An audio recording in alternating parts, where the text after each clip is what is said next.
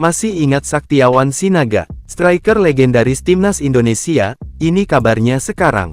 Nama Saktiawan Sinaga tentunya sudah tidak asing lagi di telinga pecinta sepak bola tanah air. Ex-penyerang timnas Indonesia itu menjadi sorotan mulai saat membela Indonesia dalam ajang Piala AFF 2004. Ia pun dikenang sebagai salah satu legenda PSMS Medan. Lantas, bagaimana kabarnya sekarang? Diketahui bahwa kini Saktiawan Sinaga telah membangun kariernya sebagai seorang pelatih. Bahkan, pemilik julukan Dragon itu saat ini telah mengantongi lisensi BAFC. Ia telah melatih beberapa klub, diantaranya tim Labura Hebat dan PS Kota Jambi.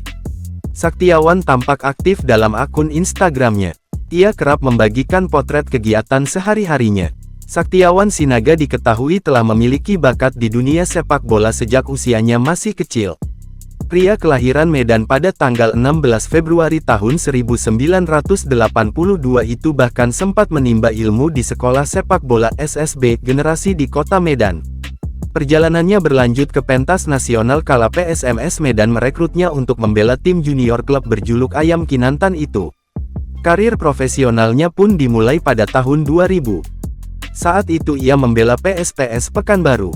Sejak saat itu, dirinya mulai menaikkan pamornya di kancah sepak bola nasional. Saktiawan juga sempat berpindah ke beberapa klub.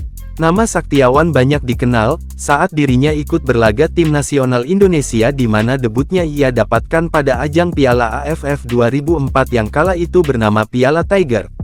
Total 9 penampilan dibuat oleh Saktiawan Sinaga bersama tim nasional Indonesia di mana ia berhasil mencetak 2 gol yang masing-masing dibuat kala menghadapi Laos dan Vietnam pada tahun 2007 di ajang Piala AFF.